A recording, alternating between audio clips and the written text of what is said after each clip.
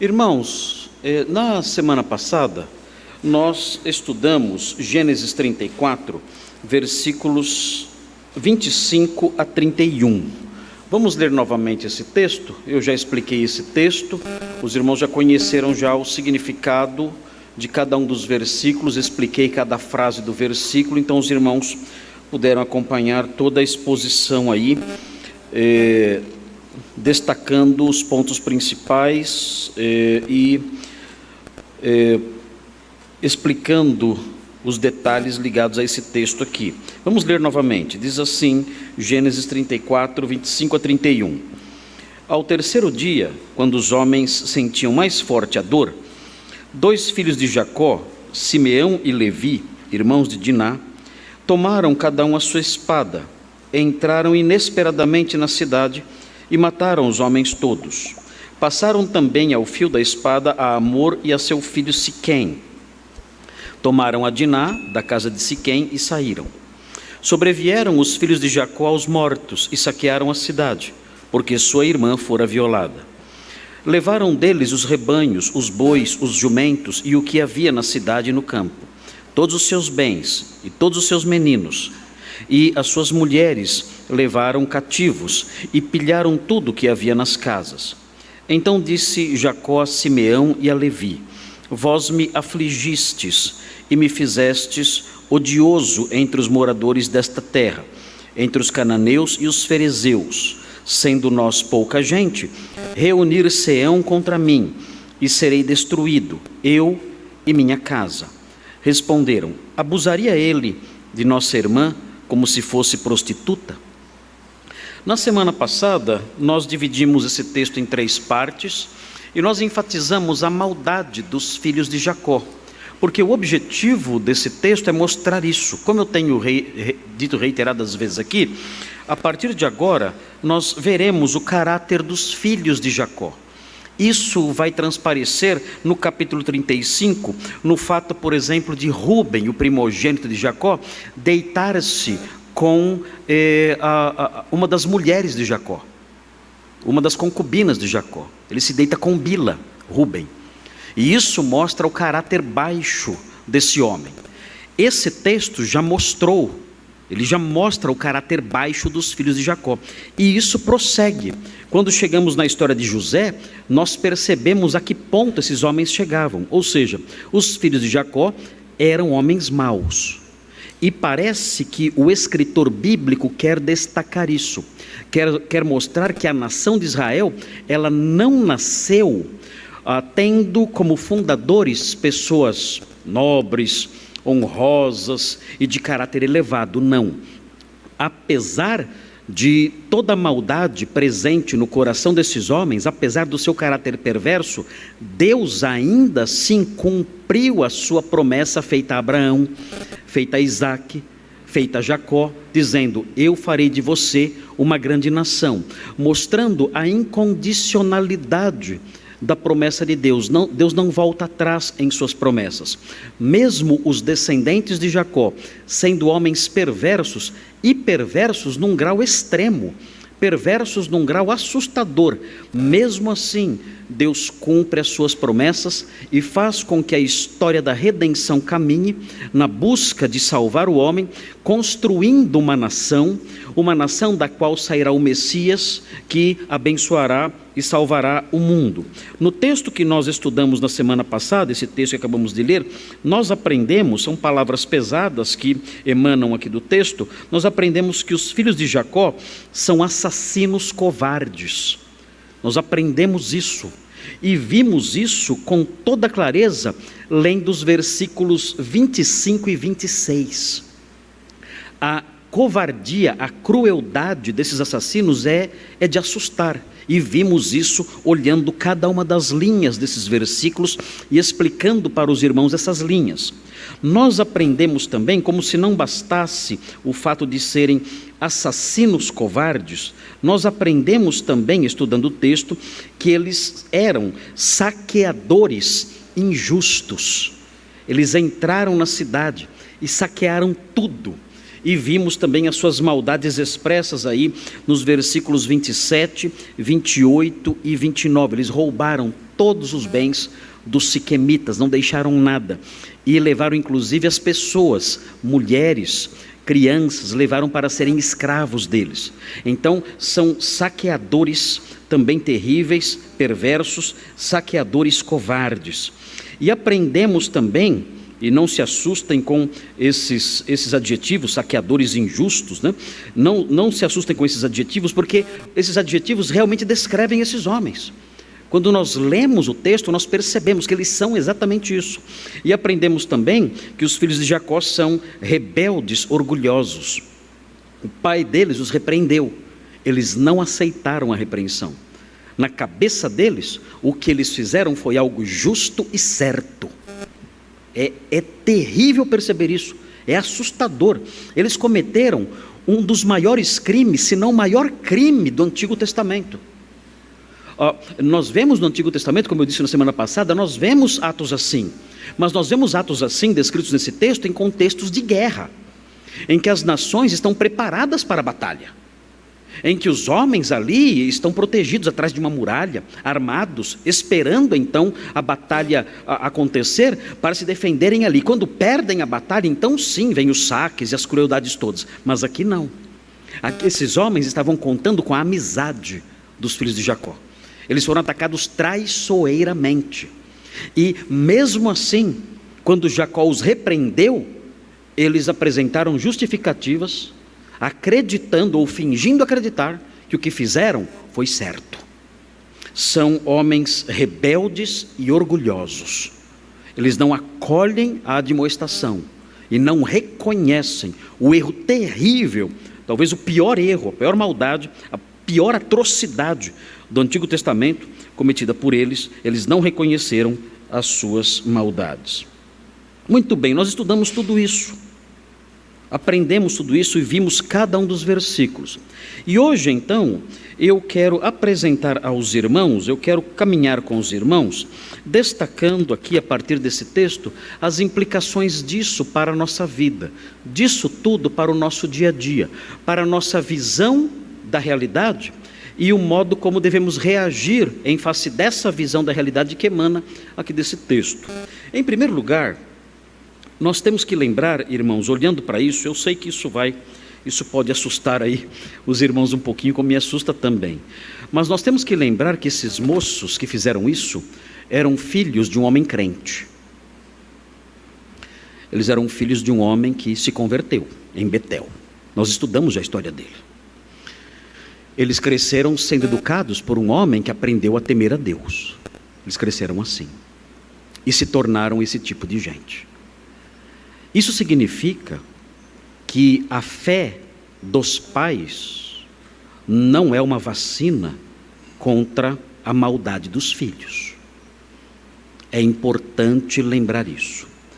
E não somente lembrar isso, isso coloca sobre os pais uma responsabilidade maior, responsabilidade de serem mestres mais incisivos nos seus ensinos, mais constantes nos seus ensinos, a fim de que a palavra de Deus realmente encharque a mente e o coração das crianças.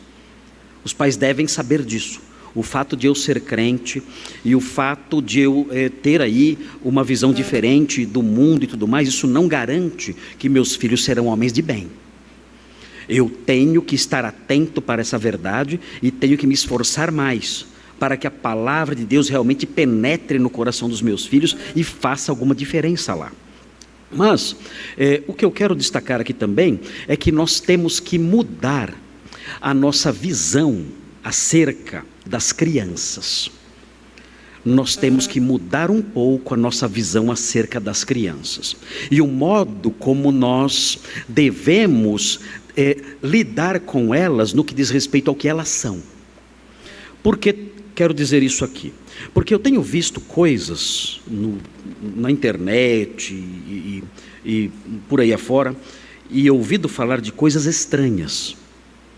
Parece que existe, inclusive no meio evangélico, uma tendência de educar as crianças, incutindo nelas uma ideia extremamente positiva acerca de si mesmas. Então, os pais chegam para a criança e dizem assim: olha, você é poderoso, você é lindo, você é maravilhoso, você é forte, você é um vencedor, você é a quarta pessoa da Trindade. E ficam incutindo isso na cabeça da criança o tempo todo. Inclusive há casos que os pais se aproximam da criança enquanto ela dorme. Ela dormindo e começam a cochichar isso na orelha dela. Você é maravilhoso. Você é empoderado. Uma palavra nova aí, né? Você é um vencedor. Você tem um grande potencial. E incutindo isso na mente da criança o tempo todo. Gente, queridos irmãos, isso é mentira. Nós não podemos criar crianças com essa mentalidade. Isso significa criar narcisistas que um dia ficarão frustrados. Porque um dia essas crianças receberão um não na cara. Vão concorrer a uma vaga de emprego e não serão aceitos. E dirão: mas eu sou empoderado. O que aconteceu? Eu sou um vencedor. Por que eu não consegui essa vaga? Ou por que eu fui mandado embora? Por que outro passou na minha frente? Por que essa moça que eu tentei cortejar não me aceitou se eu sou lindo e perfeito? Por quê? E serão frustrados e não aceitarão essas coisas, serão pessoas difíceis de lidar. E com isso os pais estão estragando as crianças, incutindo nelas essas coisas que farão com que elas se tornem narcisistas e frustradas também. O que os pais têm que dizer para a criança, ela estando acordada ou dormindo? Se quer falar com ela dormindo, fale. Não sei, fale. Mas pelo menos diga a verdade para ela. O que você deve dizer para a criança em face de um texto como esse que mostra o potencial que existe inclusive em filhos de crentes? Você deve dizer o seguinte: olha, filho, você tem uma dignidade intrínseca a você. Mas essa dignidade não depende da sua beleza, da sua capacidade, dos seus talentos. Pode ser que você não seja uma pessoa bonita no futuro. Pode ser que você não seja uma pessoa talentosa e vitoriosa no futuro. Mas você é imagem e semelhança de Deus. E isso lhe dá dignidade. Isso é suficiente para que você ande de cabeça erguida, mesmo quando você fracassa. Mesmo se você não for uma moça bonita ou um moço bonito. Mesmo que você não tenha certas capacidades que o destaquem. Mesmo que você não tenha certos talentos que arranquem aplauso das pessoas. Você continua sendo alguém marcado por dignidade, porque você é a imagem e semelhança de Deus. Se você não for alguém tão forte, capaz de superar certos obstáculos, isso não detrata a sua dignidade. Isso não diminui a sua dignidade, porque você foi feito à imagem e semelhança de Deus. E isso é o suficiente para que você ande de cabeça erguida, mesmo quando você fracassa, mesmo quando você não vai bem, mesmo se a sua aparência não for tão boa. Isso deve ser incutido na mente das crianças. E mais, as crianças devem aprender também o aspecto negativo da antropologia bíblica. Olha, você é imagem e semelhança de Deus, isso independe dos seus sucessos, da sua aparência e de outras eventuais virtudes. Além disso, é necessário acrescentar algo mais. Dizer, olha, tem algo mais que você tem que aprender sobre você. Você é um paradoxo. Mas que é isso, paradoxo, papai? Você é um misto de algo grandioso e de algo vergonhoso. Você tem que aprender o paradoxo da antropologia bíblica. Você é alguém digno porque você é imagem e semelhança de Deus, mas você também tem um coração perverso batendo aí dentro. É aí que está o misto de grandeza e pequenez. Você tem dentro de você, meu filho, minha filha, você tem um coração perverso. E Jesus ensina em Mateus 15, 18 e 19 algo terrível sobre o coração humano. Veja o que diz: veja como é, meu filho, minha filha, veja como é o seu coração. Mateus 15, 18 e 19. Mateus 15, 18 e 19. Jesus falando sobre o nosso coração. Jeremias diz que o nosso coração é desesperadamente corrupto. E Jesus fortalece esse ensino ao dizer no capítulo 15, versículo 18, ele diz assim: mas o que sai da boca vem do coração, e é isso que contamina o homem. 15, 19, vejam, porque do coração procedem maus desígnios, homicídios, adultérios, prostituição, furtos, falsos testemunhos, blasfêmias. Isso não é produto do meio, como dizem aí os nossos governantes. Isso não é o produto da ação do diabo na gente, como dizem algumas seitas por aí afora. Não, essas coisas vêm de dentro, do coração. A culpa não é do sistema, a culpa não é do ambiente em que eu sou criado, a culpa não é do diabo que vem e faz eu fazer essas coisas, ainda que ele se aproveite disso. Mas o terreno em que isso brota, em que isso nasce, é o coração humano. E a criança tem que saber disso, dizer para ela: olha, existe dentro de você, que é a imagem e semelhança de Deus e merece respeito e tem dignidade, existe dentro de você algo indigno, um coração marcado pelo pecado. E esse seu coração pode produzir essas coisas, pode produzir assassinatos, maus desígnios, adultérios, prostituição, furtos, falsos testemunhos, blasfêmias. O seu coração pode produzir tudo isso. Você não é linda, empoderado, perfeito e maravilhoso. Isso é um lado da história. Ainda que imagem e semelhança não implique em sucesso, em beleza ou coisa assim. Mas você deve conhecer esse outro lado aqui. E você deve aprender a dominar essas inclinações perversas que há em você. E a melhor maneira de você dominar essas inclinações perversas que há em você, não é simplesmente sendo educado num lar cristão. Você tem que conhecer a nova aliança, pelo sangue de Cristo. Porque conhecendo a nova aliança pela fé em Jesus, essa nova aliança transforma o coração e enfraquece essas inclinações. Então, o pai, a mãe cristã deve incutir essas coisas na mente do filho, dizendo para ele da sua dignidade, mas apresentando para ele, para a criança, apresentando essas coisas também. Você tem um coração perverso, mau e perigoso. E isso pode ser enfraquecido, neutralizado, não totalmente nesta vida, mas pelo menos enfraquecido nesta vida, por meio da conversão.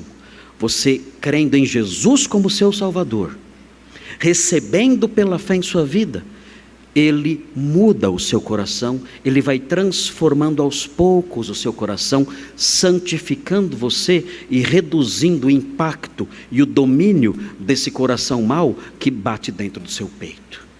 Isto sim, os pais devem dizer aos seus filhos. Estas coisas sim, os pais devem incutir na mente das crianças, não as bobagens otimistas, as invenções, as mentiras tolas que são derramadas na cabeça das crianças por aí, criando pessoas frustradas, narcisistas, que acreditam em mentiras toscas. Os filhos de Jacó foram criados por um pai crente e se transformaram nesses monstros que nós vemos aqui. Nós temos que mostrar isso para as crianças. Você tem um potencial perigoso em você. Eu amo você, você é meu filho, minha filha. Eu morro por você, dou minha vida por você. Mas você tem que aprender essas coisas. Há um coração perigoso dentro de você. E há uma forma de neutralizá-lo, de reduzir o seu impacto. E isso é por meio da fé. A fé coloca você numa nova aliança. E essa nova aliança faz com que Deus transforme você por dentro. Há uma outra lição que brota do nosso texto, uma outra lição que advém dessas coisas que temos estudado. É uma lição interessante. Nós aprendemos aqui no texto que os perpetradores desse crime terrível, os principais protagonistas dessa ação criminosa contra os moradores de Siquém, foram Simeão e Levi. Simeão e Levi, homens extremamente violentos. Esses homens, Simeão e Levi, tiveram seus descendentes. E é interessante notar o que vem agora. Eles tiveram os seus descendentes, tiveram seus filhos, seus descendentes, e curiosamente, na história bíblica, a essas pessoas foram entregues as responsabilidades referentes ao culto a Javé. Especialmente quando olhamos aqui para Levi, um homem extremamente violento, a ele foi entregue, aos seus descendentes, foram entregues as responsabilidades ligadas ao culto a Javé. E existe no Antigo Testamento, existe especialmente no Pentateuco, existe uma relação entre os atos dos ancestrais e os atos dos seus descendentes. Ou seja, os descendentes de Levi, ao longo da história do Pentateuco, eram homens violentos também, assim como o seu ancestral. Mas Deus entrega para essa gente a proteção do seu culto. Vejam isso, observem, vejam Gênesis 46. Gênesis 46. E disso decorre uma lição importante. Gênesis 46, 11. Vejam o que diz o texto em Gênesis 46, 11. Os filhos de Levi, vejam seus nomes aqui. Vejam os nomes deles e depois veremos as funções deles mais para frente. Diz assim, os filhos de Levi são esses três: Gerson, Coate e Merari. São os três filhos de Levi. E quando nós seguimos na história do Pentateuco, nós nos deparamos com o texto de Números. Números, já nos tempos já do Êxodo, nós nos deparamos com o texto de Números no capítulo 3. E vejam o que diz Números capítulo 3. Vocês já decoraram os nomes dos filhos de Levi: Gerson, Coate e Merari. Eles eram os filhos do assassino. Eles eram os filhos do genocida. Eles eram os filhos daquele homem que invadiu a cidade, matando covardemente ali os seus moradores. Vejam o que acontece com esses filhos de Levi, com seus descendentes. Números 3, 25 e 26. Diz assim o texto: os filhos de Gerson, vejam, filho de Levi, terão a seu encargo a tenda da congregação, o tabernáculo, a tenda e sua coberta, o reposteiro para a porta da tenda da congregação. 26. As cortinas do pátio, o reposteiro da porta do pátio que rodeia o tabernáculo e o altar, suas cordas e todo o serviço a eles devido. O Senhor deu aos filhos de Gerson essa atividade, uma atividade litúrgica, uma atividade ligada ao culto a Javé. Os levitas, inclusive, não receberam terras, para que eles fossem os responsáveis pelo culto a Deus. No texto dos versículos 36 e 37, vejam 36 e 37, no mesmo capítulo de Números 3, diz assim: os filhos de Merari, outro descendente de Levi. Os filhos de Merari, por designação, terão a seu cargo as tábuas do tabernáculo, as suas travessas, as suas colunas, as suas bases, todos os seus utensílios e todo o serviço a eles devido. Também as colunas do pátio em redor, as suas bases, as suas estacas e as suas cordas. Aqui os filhos de Merari, descendente de Levi. Vejam capítulo 4, versículo 4. 4, diz assim: é este o serviço dos filhos de Coate, é o terceiro filho de Levi, na tenda da congregação, nas coisas santíssimas. Ou seja, os descendentes de Levi, pela via dos seus três filhos, Gerson, Coate e Merari, se tornaram os responsáveis pela promoção, pela proteção, pela execução do culto a Javé. E esses homens, nós aprendemos, esses homens eram pessoas, os descendentes de Levi continuavam sendo pessoas rígidas e violentas também. Nós aprendemos em Êxodo 32, vejam o que acontece em Êxodo 32. Vejam o que acontece nesse texto, é um texto que fala sobre o bezerro de ouro, o episódio do bezerro de ouro. em Gênesis 32.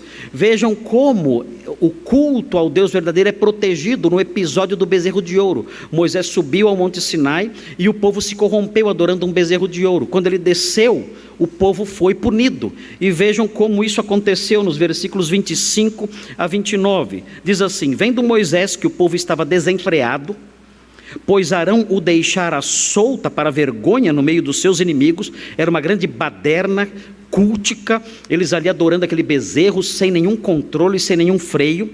E Moisés viu isso, e o texto diz na sequência: pôs-se em pé à entrada do arraial e disse: quem é do Senhor, vem até mim. Então se ajuntaram a ele todos os filhos de Levi, os filhos do assassino, os descendentes do assassino. E vejam como a história prossegue. O texto diz: aos quais disse: assim diz o Senhor, o Deus de Israel, cada um cinja a espada sobre o lado, passai e tornai a passar pelo arraial de porta em porta, e mate cada um a seu irmão, cada um a seu amigo, e cada um a seu vizinho. E prosseguindo aqui na leitura, versículo 28, e fizeram os filhos de Levi segundo a palavra de Moisés, e caíram do povo naquele dia uns 3.000 homens, pois Moisés dissera: consagrai-vos hoje ao Senhor, cada um contra o seu filho e contra o seu irmão, para que ele vos conceda hoje bênção. Ou seja, a mesma violência do seu ancestral, dirigida contra os siquemitas, nós vemos aqui os descendentes perpetrando isso. O mesmo ato sanguinário, por ordem de Deus, para a proteção do culto a Javé. Isso acontece novamente em Números 25, 7 e 8, com o episódio de Finéias. Finéias, em Números 25, 7 e 8, também um levita, ele atravessa um israelita e uma mulher pagã com uma lança, matando os dois de uma vez, protegendo também o culto a Jeová. Então nós olhamos para isso e dizemos: meu Senhor, Deus escolheu uma tribo sanguinária para defender o seu culto. Essa postura, essa inclinação sanguinária, nós já vemos no texto que estudamos, e percebemos essa inclinação sanguinária mais tarde, Deus usando essa inclinação sanguinária mais tarde, para proteger a verdade, para proteger a justiça. O que decorre disso? Bem, é interessante. Disso decorre o seguinte: os responsáveis pelo culto a Deus não podem ser florzinhas. Não podem ser florzinhas. Não podem ser homens delicados. Não pode ser aquele padre de boca mole. Não pode. Os responsáveis pelo culto a Deus não pode ser aquele pastor frouxo. Não pode. Os responsáveis pelo culto a Deus, eles têm que direcionar a sua inclinação furiosa, por assim dizer, para a proteção da verdade teológica. Não se constrói um império com donzelas. Não se constrói um império com princesinhas saltitantes, com ursinhos carinhosos. Não. Não. Quando Deus escolheu uma tribo para proteger o seu culto, Ele escolheu uma das mais violentas. E Ele direcionou essa inclinação para a proteção do seu culto santo.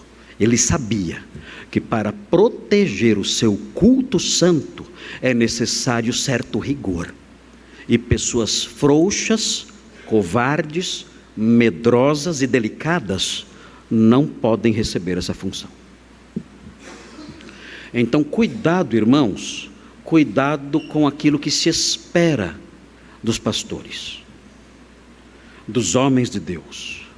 Os homens de Deus não têm que ser pessoas delicadinhas que dão beijinhos e abraços para lá e para cá. Não. Os homens de Deus, eles têm que ser marcados por certo grau de rigidez. E essa rigidez tem que ser controlada e direcionada de tal modo que essa rigidez seja usada de modo sábio, para proteger o culto de Deus, a verdade de Deus, de modo correto. Os pastores não devem ser ásperos, não devem ser antipáticos, não devem viver de cara fechada o tempo todo, bravos, irritados o tempo todo, sempre mal-humorados, nunca sorrindo. Não, os pastores têm que ser simpáticos, têm que ser amigos, têm que tentar se aproximar das pessoas, ainda que haja, nós sabemos, existe uma dificuldade na aproximação dos pastores, dos membros, porque existe toda uma liturgia em torno do cargo, nós reconhecemos isso. Isso torna um pouco difícil a aproximação em alguns momentos, mas os pastores não devem adotar uma postura de distanciamento, de mau humor, de cara feia, sempre reprovando tudo, sempre mal-humorados, sempre bravos. Não, eles não podem ser assim. Eles têm que se esforçar para sorrir para os irmãos, recebê-los com afeto, socorrê-los nos momentos difíceis, estar presente em suas vidas nos momentos mais apertados e terríveis que há. Eles devem tratar a todos com docilidade. Isso deve existir nos pastores. Os pastores devem ser assim. Não podem vir brigando, só dando bronca o tempo todo, só censurando o tempo todo, procurando defeitos na igreja para atacar. Isso é errado. Isso é errado. Não pode ser assim. Eles devem ter uma postura paterna, amiga, devem ser acessíveis, devem ser amigos de verdade. Mas o modo Levi tem que ser acionado algumas vezes. O povo deve saber que esses homens amáveis, que esses homens amorosos, que esses homens sempre prontos a estender a mão, eles têm uma espada do seu lado, cingida ali. E todos devem saber que quando a verdade for ameaçada, o povo de Deus for ameaçado, a sã doutrina for pisoteada e rejeitada, eles devem saber que o pastor vai mudar a sua postura. E ele vai adotar um modo de agir diferente. Ele vai desembainhar a sua espada. E vai agir com rigor e severidade. E isso é necessário. E Deus quer que seja assim. E Ele mostra que Ele quer que seja assim quando Ele escolheu exatamente a tribo de Levi para cuidar do seu culto. Os irmãos devem entender essas coisas. Devem entender que na luta pela verdade, pela imposição, pela proteção daquilo que a palavra de Deus ensina, é muitas vezes necessário um rigor maior. Muitas vezes é necessário uma postura mais rígida, a fim de que a verdade se estabeleça. Mais uma vez, não se constrói um império com donzelas. Não é assim. Não é assim. Muitas vezes é necessário um rigor firme, sólido, que pode assustar, mas que é necessário por um tempo, para que a verdade não seja destruída e não perca terreno.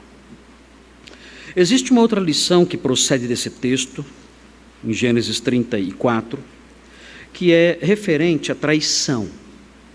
Os irmãos viram no texto que estudamos, os irmãos acompanharam a exposição e viram que aqueles moços, os filhos de Jacó, agiram de modo traiçoeiro, algo assustador. Eles fecharam um acordo com Siquém e com Amor. Eles, por assim dizer, estenderam a mão e fizeram uma aliança com eles. E aqueles homens estavam contentes. Amor estava feliz, porque ele expandiria os seus laços diplomáticos com uma outra tribo, expandiria as possibilidades de comércio, o seu povo se fortaleceria em vários sentidos, no sentido político, no sentido bélico, com aquela aliança. Ele estava contente. Ele estava com dores terríveis por causa da circuncisão no 3º dia, mas estava feliz. Tenho uma aliança vantajosa para nós. Estou contente porque agora nós temos um aliado forte, poderoso e bom. Isso era bom para o meu povo. Siquém, por sua vez, estava feliz também. Ele dizia: eu estou sofrendo com essas dores terríveis da circuncisão, mas eu vou me casar com a mulher que eu amo. Estou apaixonado por Diná. Eu vou me casar com ela. Então vale a pena tudo isso. E estavam todos seguros, tranquilos. Tinham feito uma aliança, tinham estendido a mão aos filhos de Jacó e fechado um acordo com eles. E então vem a traição. E isso é talvez a parte mais assustadora, ou uma das mais assustadoras de tudo isso. Esses atos terem sido atos, esses atos cruéis, terem sido atos que não aconteceram num contexto de guerra, mas num contexto de paz, envolvendo essa traição terrível. A Bíblia fala sobre isso, e a Bíblia fala sobre isso com termos bastante negativos. Vejam o que diz Provérbios 3, 29. E os irmãos devem fugir desse perfil. Os irmãos devem fugir da possibilidade de se tornarem pessoas assim, pessoas hipócritas, pessoas que sorriem para os outros, mas por trás estão maquinando mal. Vejam o que diz Provérbios 3, 29. Diz assim: não maquines o mal contra o teu próximo. E veja por quê. Pois habita junto de ti confiadamente. Não seja alguém assim. Não seja alguém que dá tapinha nas costas. E ali toma um cafezinho lá embaixo no nosso tempo de congraçamento. E em sua casa você fala mal dessa pessoa. Você ataca essa pessoa. Você pinta essa pessoa com as cores mais horríveis, você fala mal dela. Ou pior, você maquina o mal contra ela. Não haja desse jeito.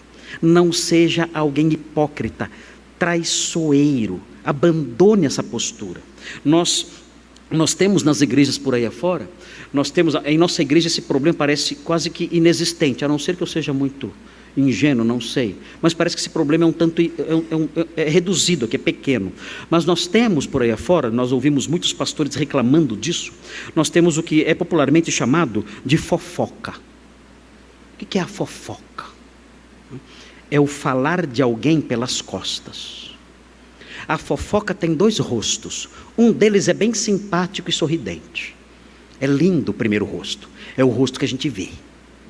É o rosto sorridente, amigo, que acolhe, é o rosto acolhedor. Esse é o lado silencioso da fofoca e bonito da fofoca. Então a pessoa encontra você, ela se aproxima de você com um sorriso lindo, ela elogia você, ela fala coisas agradáveis, ela se mostra simpática. Há alguém ali que tem uma inclinação favorável e bonita e positiva em relação a você. Mas quando você se ausenta, aquele rosto muda. Há uma transformação naquele rosto. Muda tudo. E então aquela pessoa começa a dizer coisas más. Ela fala o mal. Ela ataca. Ela espalha coisas ruins. Ela planta no coração das pessoas ao redor, ela planta indisposições, ela arma espíritos contra aquela pessoa para quem ela acabou de sorrir. É a postura traiçoeira presente na fofoca. É até a palavrinha bonitinha, né? Fofoca. Não é bonitinha essa palavra? Fofoca. Se eu tivesse uma cachorrinha, ia chamar Fofoca. Tão bonitinho que é. Olha que não é bonitinho, né? Fofoca, vem aqui, olha que lindo esse nome. Parece um nome inocente, parece uma palavra que sai de uma piada, parece uma palavra que sai de uma comédia, mas ela é extremamente diabólica, porque dentro dessa palavra está embutida isso, a postura traiçoeira, é o traidor, é o homem que sorri na frente, mas pelas costas fala o mal, e deseja o mal, e planta o mal no coração dos outros. Queridos, esse é exatamente o espírito que moveu os filhos de Jacó. Eles sorriram para amor e para Siquém. Estenderam a mão. Meus amigos, queridos, vamos andar juntos, somos irmãos. Mas dentro deles havia uma outra disposição. Uma disposição maligna, que não se expressou em maledicência, foi pior. Se expressou em assassinato e saque e pilhagem. Na fofoca, você assassina a reputação, você pilha a reputação da pessoa diante dos outros. E isso não deve existir, queridos. Isso é muito comum nas igrejas. Em nossa igreja eu não tenho visto isso. Não sei, tem alguém aqui que é fofoqueiro? Levanta a mão, por favor. Não tem ninguém, não tem ninguém. Amém por isso, continue assim. Nós os pastores, nós não temos tido problemas com isso. Nós, quando nos reunimos, os pastores se reúnem mensalmente, e outras vezes também, e nós discutimos a realidade da igreja. E tentamos mapear os problemas da igreja para solucioná-los. Nós somos bispos, e a palavra bispo significa supervisor. Então fazemos isso, nós passamos o mês todo supervisionando, e então nos reunimos e nas nossas reuniões nós trazemos as impressões das nossas supervisões, o relatório das nossas supervisões, do nosso drone. Olhamos então tudo e nos reunimos e dizemos, olha, existe aqui um foco de problema que devemos resolver. Olha, existe aqui um irmão padecendo mais do que o normal. Temos que nos aproximar desse irmão e ver o que está acontecendo. Olha, temos aqui uma dificuldade que temos que tentar sanar, porque isso pode crescer. E fazemos isso todos os meses. E agimos assim. Mas a palavra fofoca não tem aparecido nas nossas reuniões. Não tem. E esperamos que continue assim. Esperamos que os irmãos não desenvolvam dentro de si, no nosso contexto de paz e de harmonia, que é dominante em nossa igreja, que não apareçam aqui entre nós pessoas com essa disposição de Simeão e Levi, de sorrir, estender a mão, mas depois matar com palavras e saquear com palavras. Fujam disso. Se alguém na igreja se aproximar de você fazendo fofocas, procure os pastores e conte tudo. Pode dedar tudo, não tem problema. Pode dedar, pode contar tudo. Nós, os pastores, vamos conversar com essa pessoa. Como é que nós fazemos aqui na igreja quando nós nos deparamos com um problema? Quando chega uma notícia assim, como nós fazemos? Qual é a postura dos pastores? Nós imediatamente, levitas que somos, pegamos a espada e já cortamos a cabeça da pessoa. Certo? Não, claro que não. Quando nós nos deparamos com problemas assim, nós nos aproximamos dessa pessoa com temor e tremor, e nós pedimos, como Paulo fala, rogo-vos, pois, irmãos, com temor e tremor nós nos aproximamos e pedimos, por favor, nós queremos fazer um pedido para você. Que pedido? Pare, não faça mais isso. Nós suplicamos, como servos do Senhor que somos, não somos donos do rebanho, não somos reis governando aqui, nada disso. Nós somos servos de vocês. E nós, como servos de vocês e do Senhor, humildemente nós suplicamos, com sinceridade, com medo até, com temor e tremor, com o espírito quebrantado, nós pedimos, não faça isso mais, abandone essa prática. E isso resolve. Quando não resolve, aí nós ligamos o modo Levi. Aí acionamos o modo Levi. Aí muda. Bem, já que não houve solução, pelas vias que gostaríamos que funcionassem, nós vamos partir para um outro método agora, que você não vai gostar de conhecer. Mas não temos opção. Temos que zelar pelo culto a Javé, pela casa de Javé. Temos que zelar como os levitas zelaram. Muito bem, continuando o nosso texto aqui, nós nos deparamos com outra lição importante, muito importante. Essa outra lição emana dos versículos 27 e 31. Vejam o que diz o versículo 27 e o versículo 31, vejam o que dizem esses versículos. Sobrevieram os filhos de Jacó aos mortos e saquearam a cidade, porque sua irmã fora violada. Vejam, aqui o autor bíblico explica o que motivava aqueles homens. Eles entenderam o seguinte, olha, quem violou Diná foram todos os homens de Siquém, todos. Porque isso aconteceu naquela cidade, todos eles são responsáveis. Eles tentaram dar, e é aqui que eu quero chegar, eles tentaram dar ao seu crime uma justificativa nobre. Nós percebemos aqui no comecinho da Bíblia, uma prática comum nos homens maus. O mal sempre tenta encontrar uma justificativa nobre. A pessoa pratica o mal, mas ela justifica isso. E a justificativa sempre é linda. Nós vemos isso se repetindo no versículo 31. Responderam, depois que Jacó o censurou, responderam: abusaria ele de nossa irmã como se fosse prostituta? O que nós fizemos foi proteger a nossa honra. Ah, é? E onde estava a honra de vocês quando vocês traíram esses homens que fizeram um acordo com vocês? Essa honra não conta? Mas eles tentaram revestir o seu pecado com um manto dourado da virtude.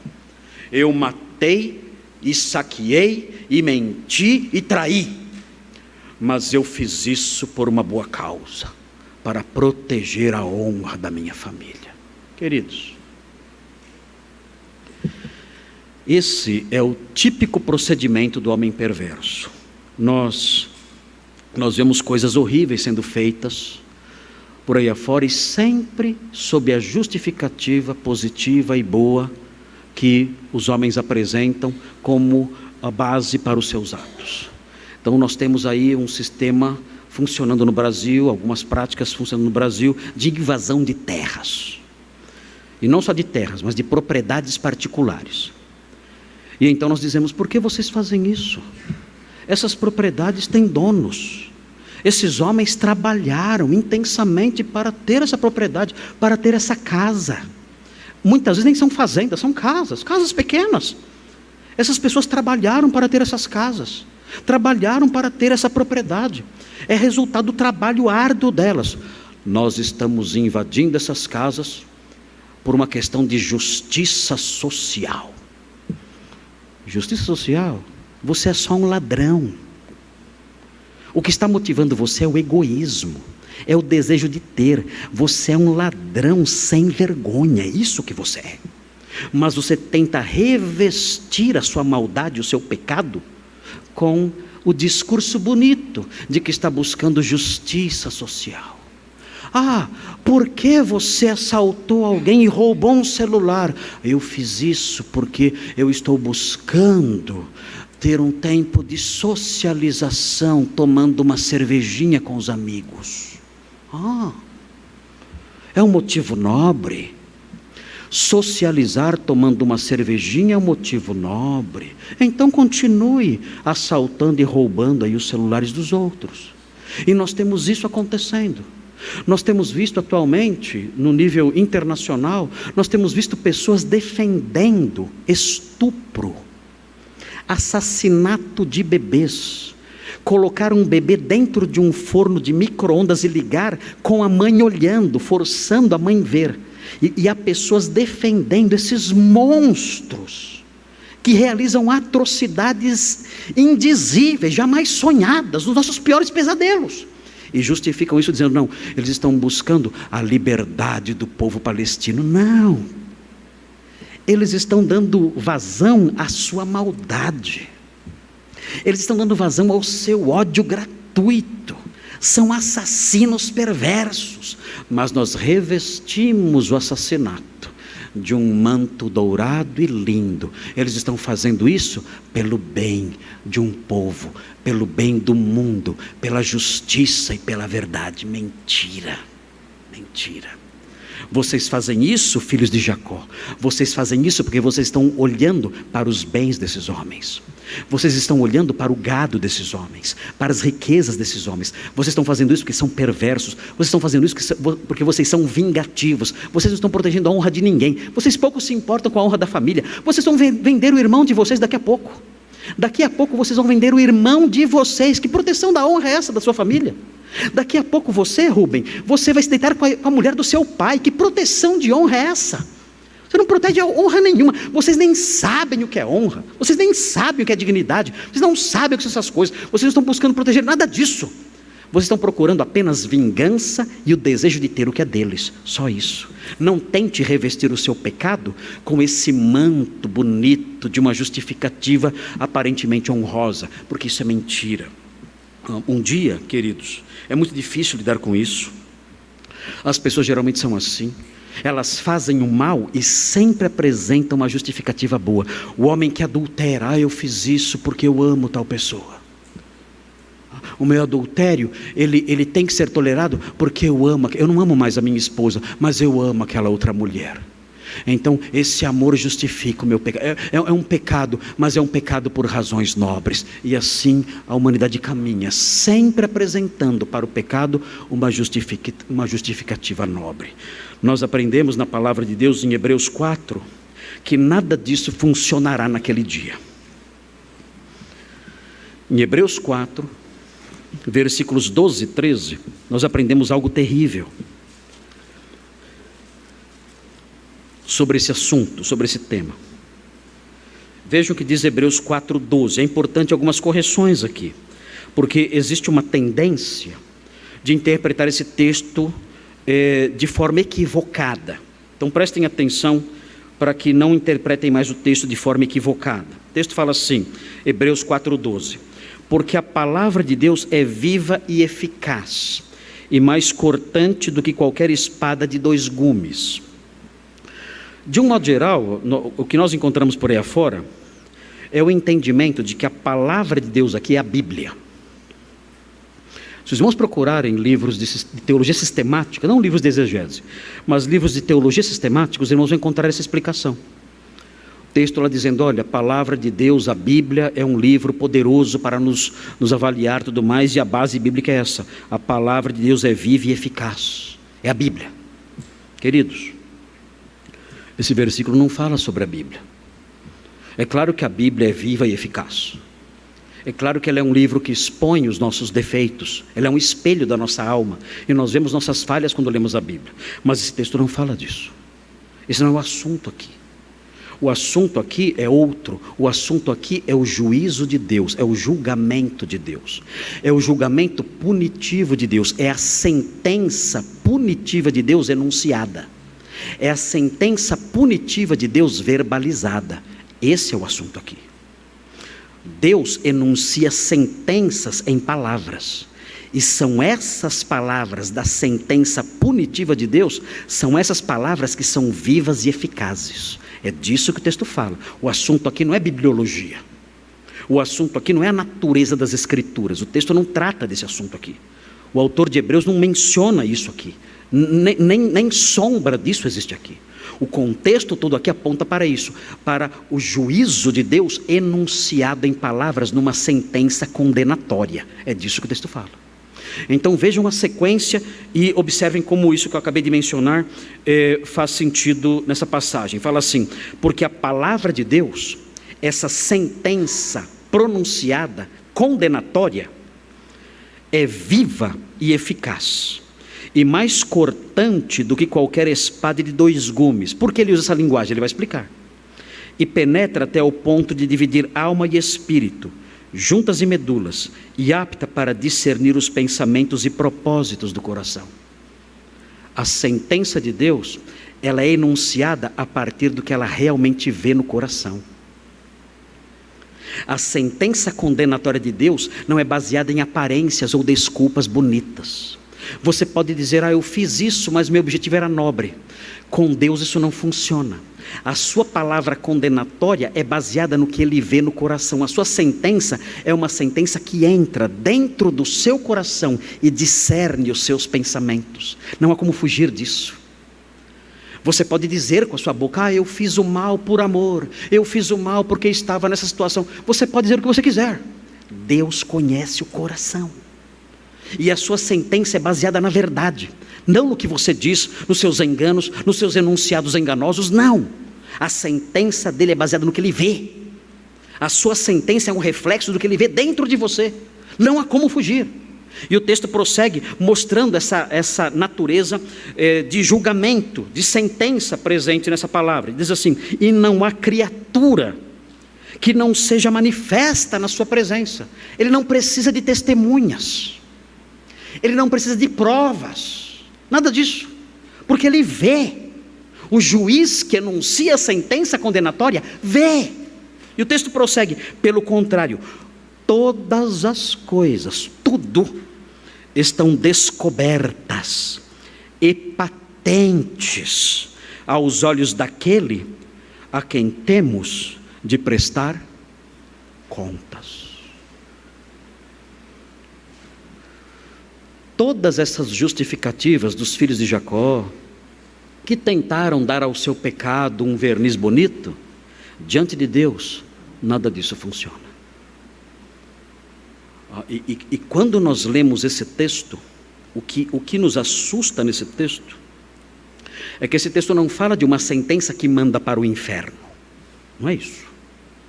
A sentença presente aqui, no ambiente do capítulo 4, não é uma sentença que manda a pessoa para o inferno. Até porque, nós que somos crentes, o nosso castigo já foi aplicado na cruz. Nenhum crente vai para o inferno. Mas essa sentença é uma sentença que pode matar, é uma sentença de morte, que pode matar aqui. Deus pode nos matar aqui. Deus pode nos punir aqui. Deus pode enunciar a sua sentença não naquele dia. Deus pode enunciar a sua sentença aqui. E fazer com que o seu juízo presente recaia sobre nós. Porque Ele conhece o que nos motiva. Ele conhece os corações. E a sua sentença condenatória é a expressão disso que Ele vê e conhece. Nós tomamos a ceia agora há pouco. E aprendemos que quem toma a ceia indignamente pode adoecer e morrer. O que é isso?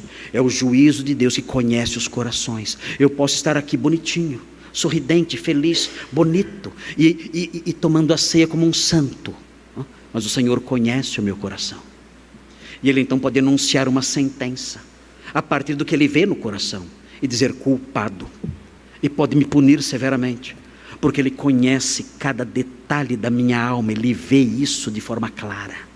Isso deve incutir em nós temor. Não interessam as desculpas bonitas que eu apresente para os pecados horríveis que eu cometo. Por mais que eu tente apresentar justificativas lindas para o mal que eu fiz, o Senhor conhece os corações e a sua sentença é baseada na verdade. Temos que fugir disso. Temos que ser crentes autênticos e dizer: eu fiz isso porque eu tinha intenções ruins. Eu fiz isso movido pelo mal que existe em mim. Eu quero me arrepender, eu preciso me arrepender disso e abandonar essas coisas. O jovem que fala: eu sou rebelde porque meu pai é injusto. Pare com isso. A esposa que diz: eu sou insubmissa, meu marido não assume a liderança. Alguém tem que tomar a frente da casa. Pare com isso. Pare de tentar dar ao seu pecado e à sua maldade essa capa de beleza, de virtude. Pare com isso. Deus conhece o seu coração, Ele sabe o que move você. E a sua sentença condenatória é uma sentença baseada naquilo que Ele vê, não naquilo que você diz. Bem, há mais uma lição aqui que eu quero apontar para vocês. Meu tempo está acabando. Olha só, o sermão, isso aqui é o sermão do domingo passado, que eu não consegui acabar. Meus sermões são muito compridos, né? Dizem que os puritanos pregavam por 6 horas. Eu falei: eu nasci na época errada. Nasci na época errada. Tem que pregar 6 horas, não uma. Uma não dá. Lá na consciência cristã ficavam 2 guardas em volta de mim ali. Que eles mandavam mensagens para mim: pastor, a gente sabe da sua fama, viu? O senhor vai cumprir o horário aqui certinho. A gente sabe da sua fama. E eu ficava lá com um reloginho ali do lado, que para mim não valia nada, mas eu ficava lá com aquele reloginho. Queridos, a outra lição que eu quero destacar aqui com vocês é uma lição que, quando eu vejo aqui no texto, eu confesso que cria em mim um sentimento assim de pena, olhando para Jacó. Ele diz assim no versículo 34, 30. Ele fala assim: então disse Jacó a Simeão e Levi: vós me afligistes. Vós me afligistes. Esse verbo, o verbo afligir, o verbo acar, significa conturbar. Vocês me conturbaram. Vocês me afligiram, vocês me fizeram sofrer. Estranho isso. Quem sofreu foram os homens de Siquém. Não. O pecado que você comete sempre atinge mais alguém. Sempre. O pecado que você comete afeta o seu pai. Afeta quem você ama. O pecado que você comete afeta a sua esposa, o seu filho, a sua igreja.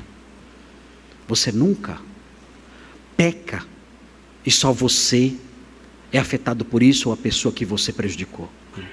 Outros são prejudicados também. Qual é o alcoólatra que só prejudica a si mesmo? Diga o nome de um. Diga o nome de um alcoólatra que só prejudica a si mesmo. A sua esposa não padece? Seus filhos não padecem? Diga o nome de um adúltero que só prejudica a si mesmo. A sua esposa não padece? Seus filhos não padecem? Sua igreja não padece? Diga o nome de uma pessoa rebelde que só prejudica a si mesmo. A sua família não sofre também? Todos sofrem. Acã, diz o texto de Josué, Acã perturbou todo Israel por causa do pecado dele. Todo Israel foi conturbado. E ele foi apedrejado no vale de Acor. Sabe o que significa Acor? Conturbação. Ele perturbou Israel e foi apedrejado no vale da perturbação.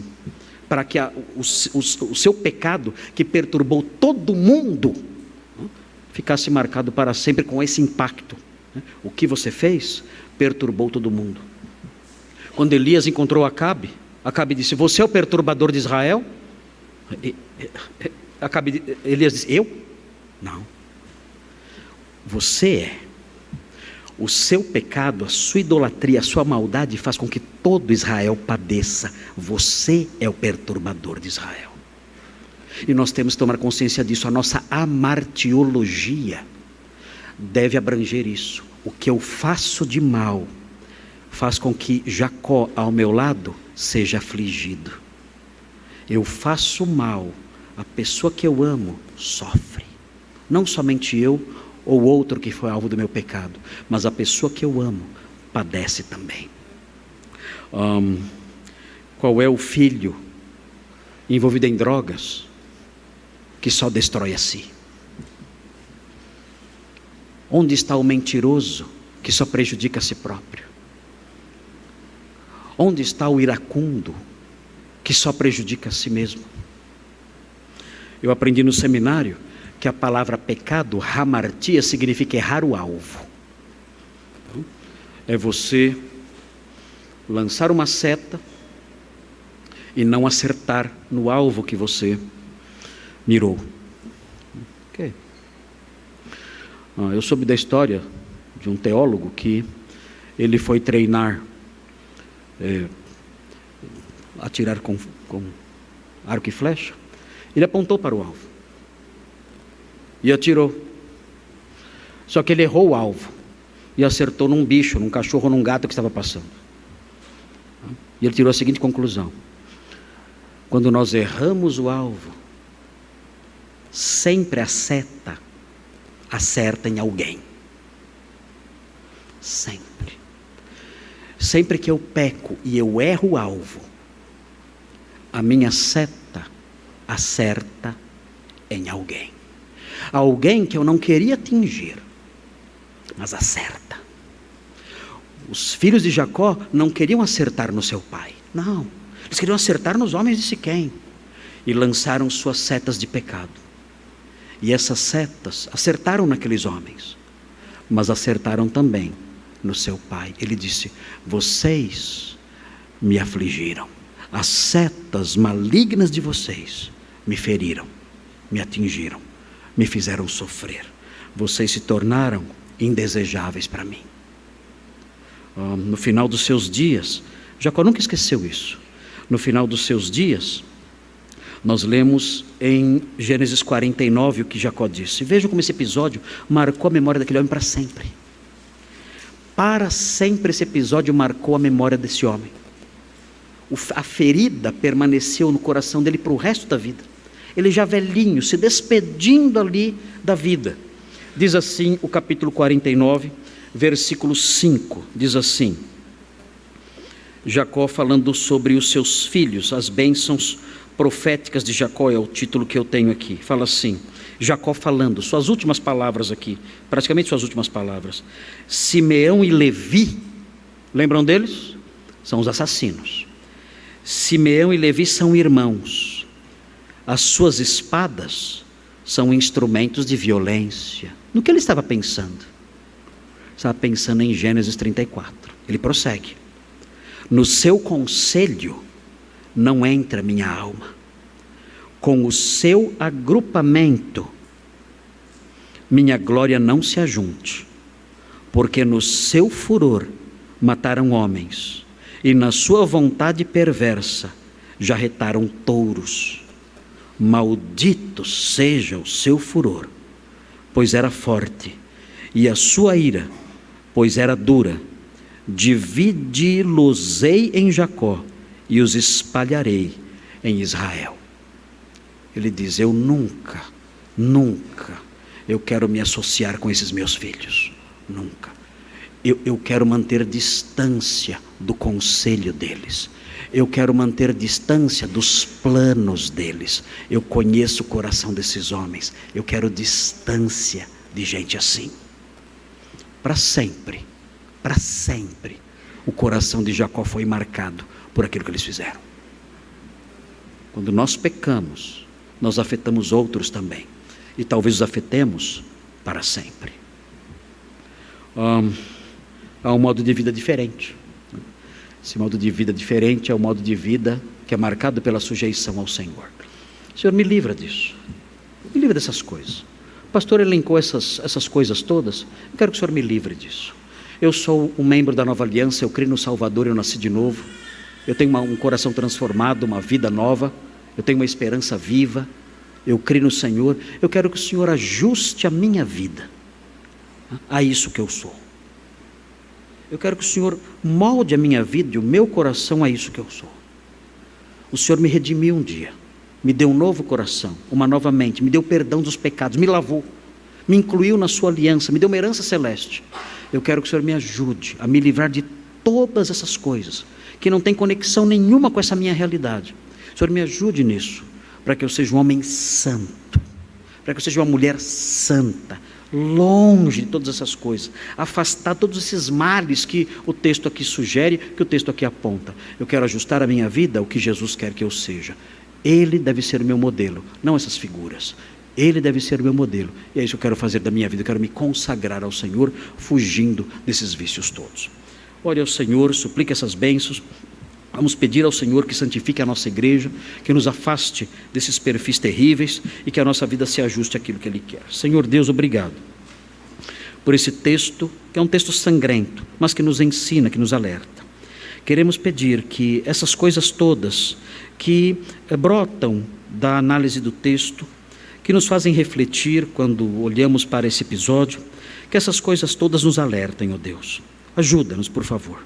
Ajuda-nos para que, afastando-nos desses males todos, da traição, do pecado que afeta os outros, dessas posturas perversas de tentar atribuir bases bonitas e virtuosas para o mal, livra-nos disso tudo, dá-nos maturidade espiritual, ajuda-nos, de tal modo que vivamos o Seu Evangelho de modo santo, puro, justo e bom. Santifica a Sua igreja, santifica-nos aqui, Senhor, santifica o Seu povo.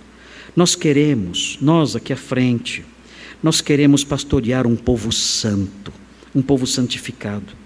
Queremos que isso comece em nós pastores, nós líderes da igreja, queremos ser santificados e queremos servir ao Senhor com as mãos, as vestes limpas, com o coração sincero, buscando a sua vontade. E queremos, ó Deus, que esse rebanho, esse povo que o Senhor nos confiou, seja um povo marcado por esse alvo também, pelo desejo de viver santamente, dentro da sua palavra, glorificando o nome do Salvador e refletindo na sua vida cada aspecto das suas virtudes. Pedimos essas bênçãos, ajuda-nos, santifica a sua igreja, pedimos, em nome de Jesus, amém.